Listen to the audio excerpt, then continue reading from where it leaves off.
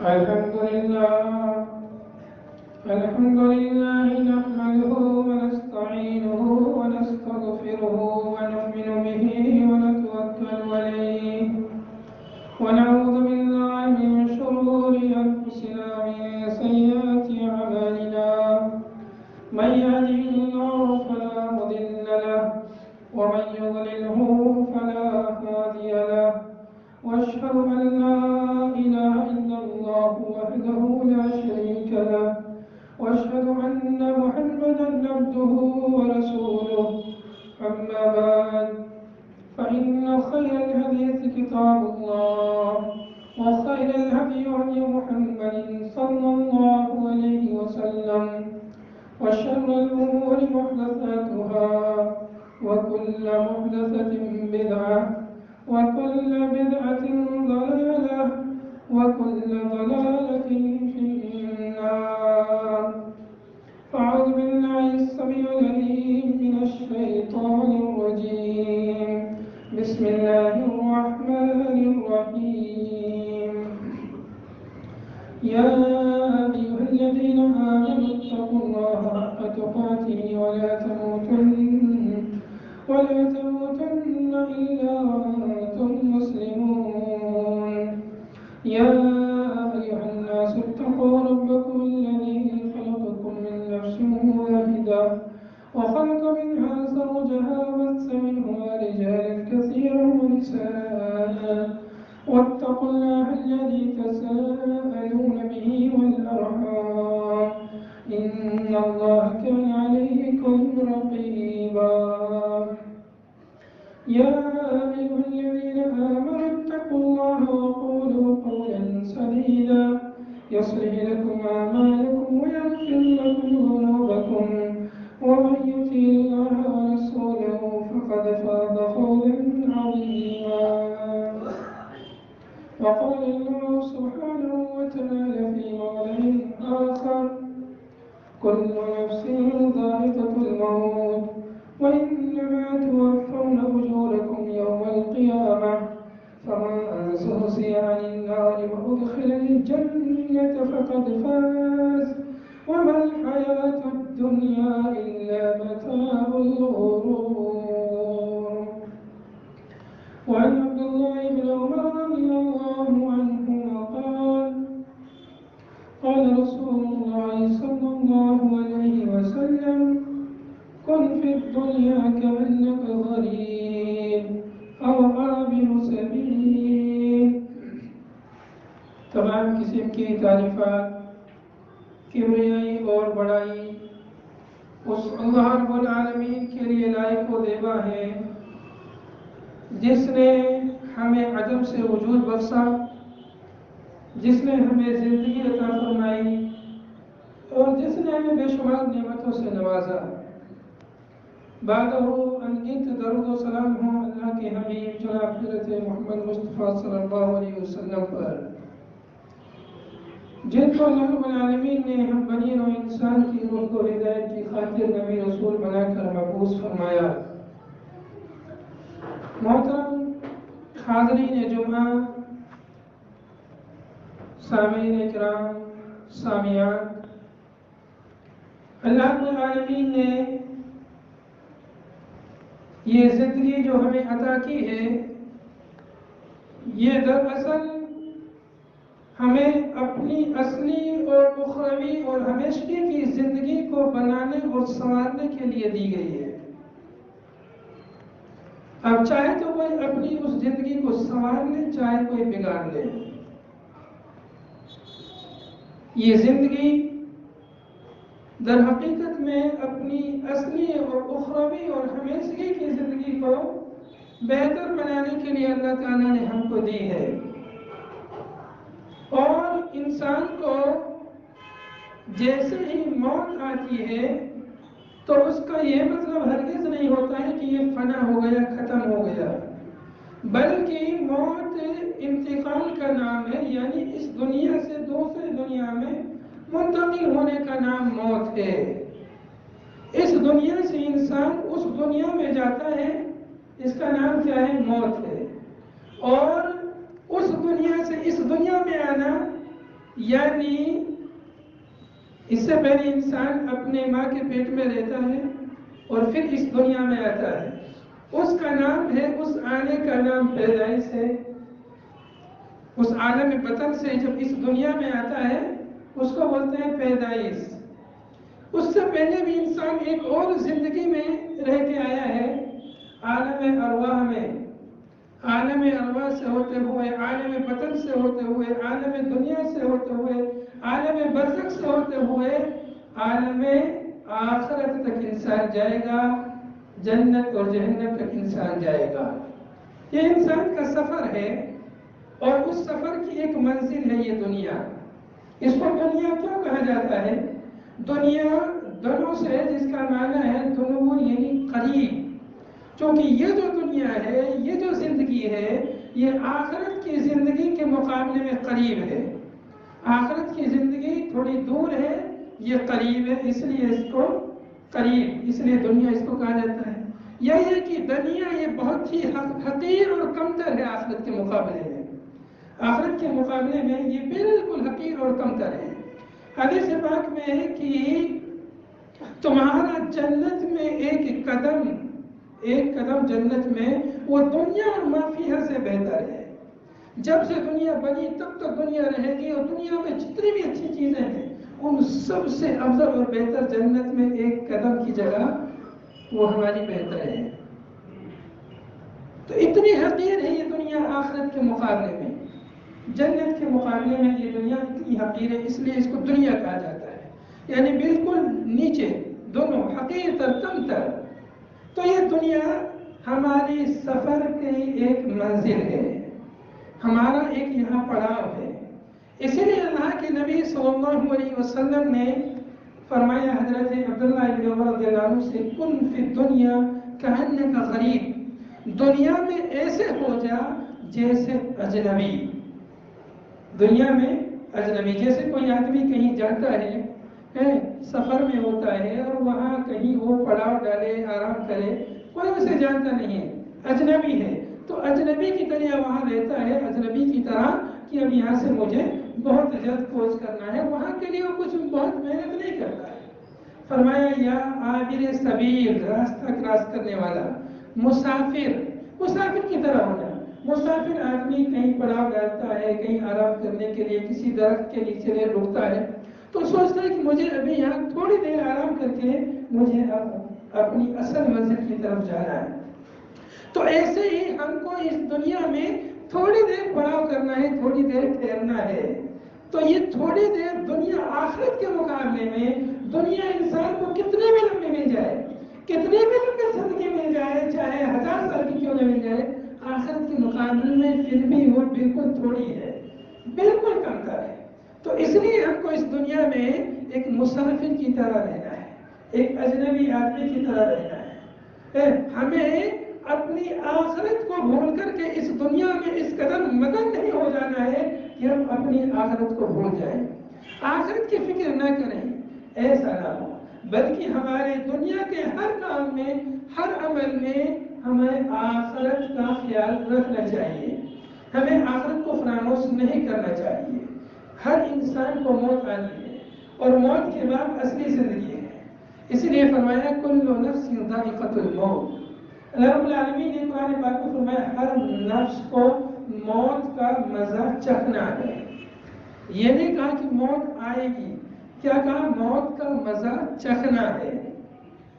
موت آتے ہوئے ہم لوگ دن رات دیکھتے ہیں، موت کی خبر بھی دن رات سنتے رہتے ہیں، لیکن موت کا مزہ کب چکھیں گے؟ جب موت جس کو آ جائے گی۔ کسی اور کو مرتے ہوئے اگر دیکھیں تو موت کا مزہ چکھنا نہیں ہے۔ تو موت اس قدر یقینی چیز ہے کہ کوئی اس سے انکار نہیں کر سکتا ہے۔ ایسی اٹل حقیقت ہے کہ دنیا کا کوئی شخص موت سے انکار نہیں کر سکتا ہے۔ تو اس قدر یقینی ہونے کی بنا پر اللہ تعالیٰ نے کہا کہ ہر شخص کو موت کا مزہ چکھنا ہے، یعنی موت یقینی طور پر آئے گی۔ جو یقین ہے، جو انسان کو یقین ہوتا ہے، یقین کے 3 درجات ہیں۔ یقین کے ایک درجہ تو یہ ہے، علم الیقین کہا جاتا ہے، کسی نے آپ کو خبر دی اور آپ نے مان لیا، تو یہ علم الیقین، آپ کو یقین ہو گیا کسی کی خبر سے۔ اور دوسرا ہے علم العین، آنکھ سے آپ نے دیکھا اور آپ نے یقین کر لیا۔ اور تیسرا ہے یقین الحق، تیسرا حق الیقین، تیسرا حق الیقین ہے۔ تو یہ تین یقین کے درجات ہیں۔ اس کو ایک مثال سے سمجھیے، جیسے کوئی شخص سیب لے کے آیا تھیلی میں کیا ہے آپ کو نظر نہیں آ رہا، آپ نے پوچھا اس تھیلی میں کیا ہے، اس نے کہا اس میں سیب ہے، آپ نے مان لیا اس تھیلی میں سیب ہے، اس لیے کہ سامنے والا آدمی آپ کی نگاہ میں سچا آدمی ہے، آپ نے مان لیا، آپ کو یقین ہو گیا اس تھیلی میں سیب ہے۔ اب اس نے تھیلی کھول کے دکھائی، اب آپ نے اپنی آنکھ سے دیکھ لیا اس میں سیب ہے، تب یہ ہو گیا عین الیقین، آنکھ سے مشاہدے کے ذریعے آپ نے دیکھا، اب آپ کو مزید یقین ہو گیا ہے۔ ہو سکتا ہے انسان کبھی کبھی دیکھنے میں بھی دھوکہ کر جاتا ہے، دیکھنے میں بھی اس سے غلطی ہو جاتی ہے، اور پھر سوچتا ہے کہ یار میں تو اس کو سیب نہیں، میں تو اس کو یہ سمجھ رہا تھا۔ دیکھنے میں بھی انسان سے چوک ہو جاتی ہے، غلطی ہو جاتی ہے۔ اور اس سے اعلیٰ درجہ ہے حق الیقین، یعنی اس سیب کو وہ کاٹ کر چکھ لے، پھر اس کو کوئی شک نہیں رہے گا کہ یہ سیب ہے۔ ہو سکتا ہے کہ اس سے پہلے اس کو شک ہو، اس کو سیب کو یا کچھ اور سمجھ رہا، لیکن جب کھا کر دیکھ لیا، چکھ لیا، اب بالکل یقین ہو گیا، اب انکار نہیں کر سکتا ہے۔ تو یہ یقین کے تین درجات ہیں۔ ہم لوگ دن رات دیکھتے ہیں، بہت سارے ہمارے ساتھی، ہمارے بیچ رہنے والے، ہمارے اعزاء قالب دنیا سے رخصت ہو گئے، ہم نے اپنی آنکھوں سے دیکھا ان کو رخصت ہوتے ہوئے۔ یقین، ہم کو یقین ہے کہ ایسے موت ایک دن ہماری بھی آئے گی، لیکن جو یقین کا سب سے اعلیٰ درجہ ہے وہ حق الیقین ہے۔ جب انسان اس کو چکھ لے گا پھر جو ہے انکار نہیں کر سکتا ہے۔ چونکہ ابھی ہم دن رات کتنی بھی موتوں کو دیکھیں، لیکن زندگی ایسے گزارتے ہیں جیسے موت ہمیں آنی ہی نہیں ہے، موت گویا ہم کو نہیں آئے گی، ایسے ہم زندگی گزارتے ہیں۔ ہمیں نہ آخرت کی پرواہ ہے، نہ جہنم کا خوف ہے، نہ قبر کی تنگ کوٹھری کا نہ ہمیں خوف ہے، نہ کچھ ہے، اور اپنی مرضی سے زندگی گزارے جا رہے ہیں۔ کیوں؟ اس لیے کہ ہمارے یقین میں کمی ہے کہ ادھر جو جانا ہے اس زندگی میں، وہاں پر کیسی زندگی ہوگی، کیسے گزارنا ہے، اس زندگی کو اصل ہمیں سنوارنا ہے۔ تو جس قدر یقین پختہ ہوگا اس زندگی کے بارے میں، اسی قدر انسان اس کے لیے محنت بھی کرے گا۔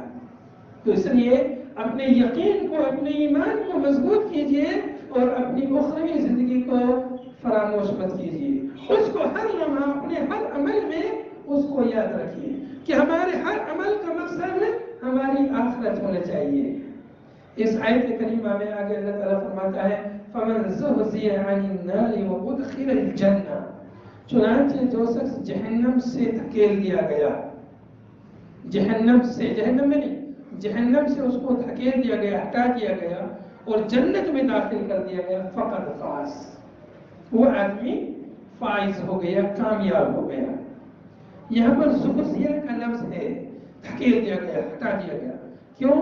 اس لیے کہ جہنم وہ شہوتوں سے گھری ہوئی ہے، جہنم شہوتوں سے گھری ہوئی ہے، اور انسان کا نفس وہ شہوت کی طرف مائل ہوتا ہے، انسان کا نفس شہوت کی طرف مائل ہوتا ہے، چاہے نفسانی شہوت ہو، چاہے مال کی شہوت ہو، چاہے جنسی شہوت ہو، کسی بھی قسم کی شہوت ہو، تو نفس، انسانی نفس شہوت کی طرف مائل ہوتا ہے، اور جہنم کے چاروں طرف شہوت ہی شہوت ہے، تو انسان فطری طور پر جہنم کی اعمال کی طرف جاتا ہے، پھر اس کو دھکیلا جاتا ہے جہنم کی طرف سے، دن رات اس کو واعظ و نصیحت کر کر کے اس کو سمجھایا جاتا ہے جہنم کے کاموں سے دور رہے، جنت کے اعمال کر۔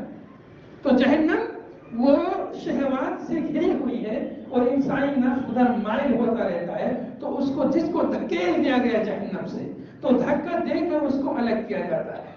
اسی لیے اللہ کے نبی صلی اللہ علیہ وسلم نے فرمایا کہ میری مثال ایسے ہے جیسے کوئی شخص آگ میں جو پتنگے گرتے ہیں، کہیں آگ جلا دی گئی جنگل میں، کھلے میدان میں. اب وہاں پر کیڑے مکوڑے اس کو روشنی سمجھ کر، نور سمجھ کر اس میں آ کے گر جاتے ہیں. کیڑے مکوڑے انہیں کیا پتا اس میں گر کر ہم ہلاک ہو جائیں گے. وہ تو سمجھتے ہیں کہ یہ تو روشنی ہے، یہ تو چمکدار چیز ہے، کتنی بہترین ہے. تو ایسے ہی یہ دنیا کی رنگینیاں، یہ عالم و رنگ و بو، یہ بھی بہت خوبصورت لگتا ہے اور انسان اس کی طرف مائل ہوتا ہے اور اس میں چلا جاتا ہے، اس میں گر جاتا ہے.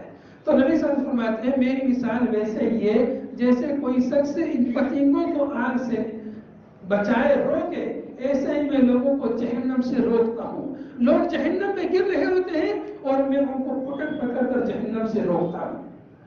تو چونکہ جہنم بھی اور جہنم کے جو کام ہیں وہ بھی سب بظاہر بہت ہی خوبصورت لگتے ہیں، بہت اچھے لگتے ہیں. تو یہ دنیا کی ساری چکا چوند اور ساری خوبصورتی، ساری زینتیں، یہ کیا ہے؟ وَمَا الْحَيَاةُ الدُّنْيَا إِلَّا مَتَاعُ الْغُرُورِ. دنیا کی زندگی سوائے دھوکے کے سامان کے اور کچھ نہیں. دنیا کی زندگی کیا ہے؟ دھوکے کا سامان ہے. انسان دھوکے میں آ جاتا ہے اور سمجھتا ہے کہ یہی میری کل کائنات ہے، سمجھتا ہے یہی میری زندگی ہے. حالانکہ اصلی زندگی، حقیقی زندگی تو موت کے بعد ہے، مرنے کے بعد ہے. اس اصلی زندگی کو ہمیں بنانے کی، وہ سنوارنے کی ضرورت ہے.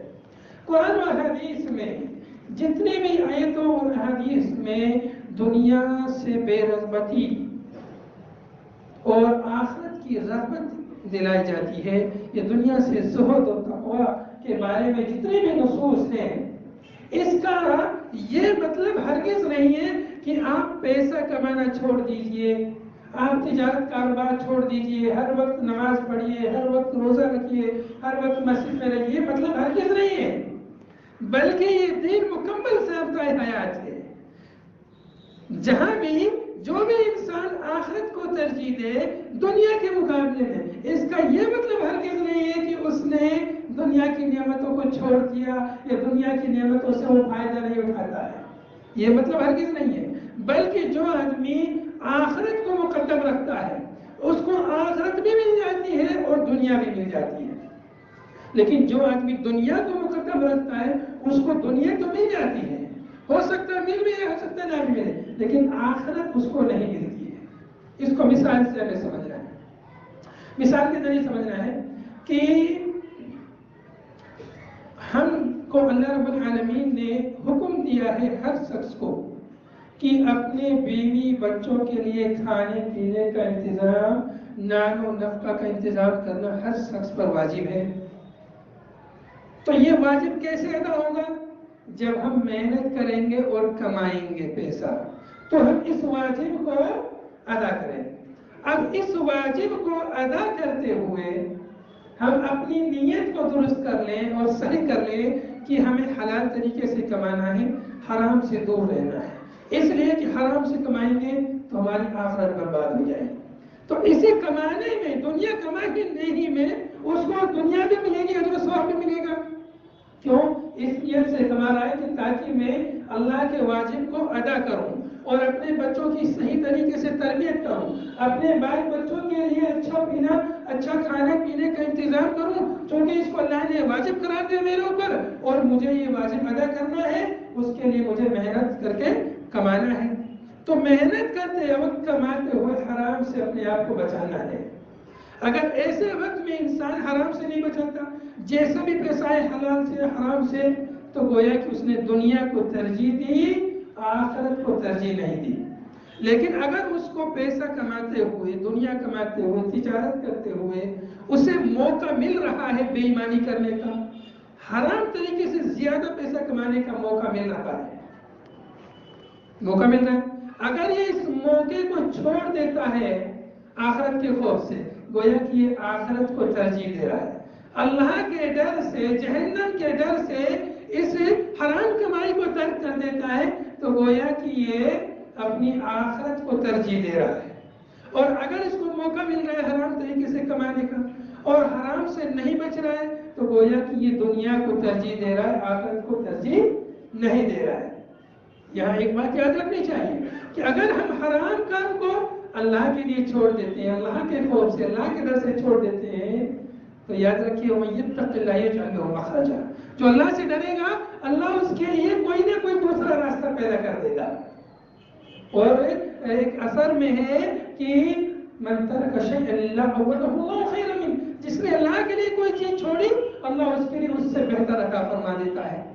تو اس طرح سے ہم دنیا کماتے کماتے اپنی آخرت کو سنوار سکتے ہیں، لیکن اپنی نیت کو درست کرنا ہوگا، اس لیے کہ انما الاعمال بالنیات، عمل کا دار و مدار نیت پر ہوتا ہے۔ تو ایسے دنیا کماتے وقت اپنے ہر کام میں، ہر عمل میں، ہر اچھی خواہش میں بھی ہم اپنی آخرت کو بنا سکتے ہیں، سنوار سکتے ہیں۔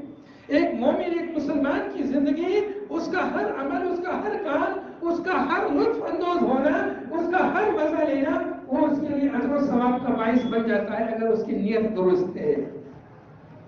ایک مسلمان کا کھانا پینا، اٹھنا بیٹھنا، سونا جاگنا، ہر کام اس کے لیے اجر و ثواب کا باعث بن جاتا ہے۔ ایک آدمی رات کو سوتے وقت دعا پڑھتا ہے، دعا پڑھ کے سوتا ہے تو سونے میں اس کو اجر و ثواب ہے، اس لیے سوتا ہے تاکہ میں جلدی فجر میں کھڑا ہو جاؤں، بیدار ہو جاؤں، اس لیے رات میں جلدی سو جاتا ہے تو اس کے جلدی سونے میں بھی اس کے لیے اجر و ثواب ہے۔ اس لیے سوتا ہے تاکہ سو کے تھوڑا آرام کر لوں اور پھر عبادت کرنے میں میں نشیط رہوں اور دیگر کام کرنے میں، بہتر کام کرنے میں میں نشیط رہوں، اس لیے اس کو سونے میں بھی اجر و ثواب ہے۔ نیند لیتا ہے مزے سے اور نیند نہیں میں اس کے لیے اجر و ثواب ہے۔ کھانا انسان کھاتا ہے پیتا ہے، ہر انسان کی ضرورت ہے۔ ایک مسلمان کھاتا ہے، کھاتے وقت یہ نیت کر لے میں اس لیے کھاتے رہوں تاکہ اچھی طریقے سے عبادت کر سکوں، تاکہ اچھی طریقے سے اللہ کی اطاعت اور فرما برداری کروں، اس لیے میں کھا رہا ہوں۔ اور کھاتے پیتے وقت سنتوں کا نبی صلی اللہ علیہ وسلم نے جو آداب سکھلائے ان آداب کا خیال رکھے تو کھانے پینے میں بھی اس کے لیے اجر و ثواب ہے۔ تو ظاہر ہے کہ ایک مسلمان کے لیے ہر کام میں خیر ہی خیر ہے، اٹھنے میں، بیٹھنے میں، سونے میں، جاگنے میں، چلنے میں، پھرنے میں، بس اپنی نیت کو درست کرنا ہے۔ انما الاعمال بالنیات، عمل کا دار و مدار نیت پر ہے، اور نیت کبھی کبھی چھوٹے سے کام کو بھی بہت بڑا بنا لیتی ہے۔ نیت کبھی کبھی آدمی چھوٹا سا صدقہ کرتا ہے اور اس میں اس کے لیے بہت اجر و ثواب مل جاتا ہے، اور اس کے مقابل میں کوئی آدمی بہت بڑا صدقہ و خیرات کرتا ہے اور اس کو اتنا اجر و ثواب نہیں ملتا جتنا اس کو مل جاتا ہے۔ جیسے حضرت ابوبکر صدیق رضی اللہ عنہ اور حضرت عمر رضی اللہ عنہ دونوں نے صدقہ کیا، نبی صلی اللہ علیہ وسلم نے ابھارا، اور حضرت ابوبکر صدیق رضی اللہ عنہ اپنے گھر کا پورا سامان لے آئے، جو کچھ گھر میں تھا سب لے آئے۔ حضرت عمر اپنے گھر کا آدھا سامان لے آئے تھے، لیکن حضرت ابوبکر کے سامان سے زیادہ تھا، لیکن ثواب ابوبکر کو زیادہ ملا۔ کیوں؟ اس لیے کہ یہاں پر نیت ابوبکر کی عمر سے زیادہ مضبوط تھی۔ ابوبکر صدیق رضی اللہ عنہ کے اندر جو جذبہ تھا سب کچھ اللہ اس کے رسول کے لیے قربان کر دینے والا جذبہ تھا، جبکہ عمر کے یہاں آدھا جذبہ تھا، گرچہ مال زیادہ تھا۔ تو اس طرح سے نیت کے ذریعے سے کچھ کا کچھ ہو جاتا ہے۔ کبھی کبھی آدمی نیک عمل کرتا ہے، اچھا ثواب کا عمل کرتا ہے، لیکن نیت کی وجہ سے برباد ہو جاتا ہے۔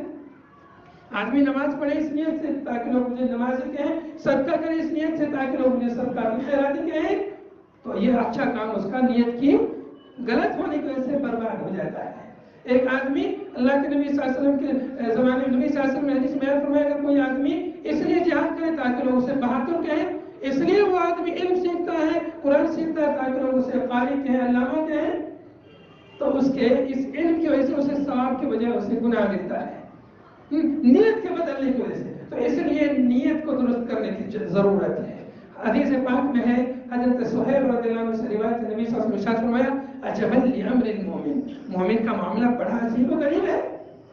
ان امرؤ کلہ خیر، اس کے لیے ہر حال میں خیر ہی خیر ہے، خیر ہی خیر ہے، اس کے لیے بھلائی ہی بھلائی ہے۔ نیت ہماری درست ہو جائے، ہمارے لیے ہر حال میں خیر ہی خیر، بھلائی ہی بھلائی ہے۔ فرمایا ان اصابتہ سراء، ان اصابتہ سراء فکان خیرا لہ، اگر ان اصابتہ سراء شکر، اگر وہ اس کے لیے خوشحالی میں، انسان ایک مسلمان بہت خوشحالی میں ہے، وہ کیا کرتا ہے؟ اللہ کا شکر ادا کرتا ہے۔ تو شکر ادا کرنا اللہ کی عبادت ہے، اس کے لیے اجر و ثواب ملتا ہے۔ اور اگر وہ پریشان حال ہے، مصیبت میں ہے، تو کیا کرتا ہے؟ صبر کرتا ہے۔ ایک مسلمان، ایک مومن صبر کرتا ہے، اور صبر کرنا بھی اللہ کی عبادت ہے، اور صبر کرنے والوں کو اللہ تعالیٰ بغیر حساب و کتاب کے اجر دیتا ہے۔ تو انسان کی دو ہی حالت ہوتی ہے، یا تو خوشحال رہتا ہے یا وہ جو ہے پریشان حال رہتا ہے۔ خوشحال ہے جب بھی مسلمان کے لیے خیر ہی خیر ہے، اور اگر وہ خوشحال نہیں ہے، پریشان حال ہے، پھر بھی اس کے لیے خیر ہی خیر ہے، بھلائی ہی بھلائی ہے۔ تو ہم اپنی آخرت کی زندگی کو اس دنیا میں کیسے بنا سکتے ہیں؟ اپنے ہر عمل میں اپنی آخرت ہمارا مقصد ہو، ہماری آخری اخروی زندگی ہمارا ہدف اور ٹارگیٹ ہو۔ دنیا میں کوئی بھی کام کرے، نماز پڑھے، روزہ رکھے، زکات دے، حج کرے، یا ہم کمائیں، ایک دوسرے کی مدد کریں، کسی کو پریشان حال دیکھے اس کا تعاون کر دیا، اس کی مدد کر دی، اسے نہیں کہ اس کی مدد کر دوں گا تو یہ میں اس سے فلاں کام اس سے مجھے نکالنا ہے، نہیں، اس لیے مدد کریں، اس کی مدد میں کروں گا، اللہ میری مدد کرے گا۔ من کان بندہ جب تک بندے کی مدد میں رہتا ہے، اللہ اس کی مدد میں رہتا ہے۔ تو کسی غرض اور دنیائی مقصد کے لیے کسی کی مدد نہیں کرنا، بلکہ اپنے آخرت کو بنانے کے لیے، سنوارنے کے لیے اس کی مدد کرنا، کہ میں اس کی مدد کروں گا تو اللہ بھی میری مدد فرمائے گا۔ کسی بیمار کا سہارا دے دیا، کسی کمزور کا سہارا دے دیا، اور اپنے آپ کو ظلم اور مظالم سے بچائیں، کہ اس لیے کہ ظلم جو ہے قیامت کے دن ظلمات بن جائے گا، اندھیرا بن جائے گا، اس لیے اپنے آپ کو ظلمات سے، اندھیروں سے بچانا ہے، کسی پر ظلم کرنے سے بچانا ہے۔ انشاءاللہ دنیا اور آخرت کی دونوں منزلیں بہت آسانی سے پار ہو جائیں گی۔ آخر میں اللہ سبحانہ وتعالیٰ سے دعا ہے، اللہ تعالیٰ ہمیں کہہ سننے سے عمل کرنے کی توفیق عطا فرمائے۔ اللہ تعالیٰ ہمیں جب تک زندہ رکھے اسلام پر زندہ رکھے، اور جب موت دے ایمان کی حالت میں موت دے۔ وآخر دعوانا الحمد للہ رب العالمین۔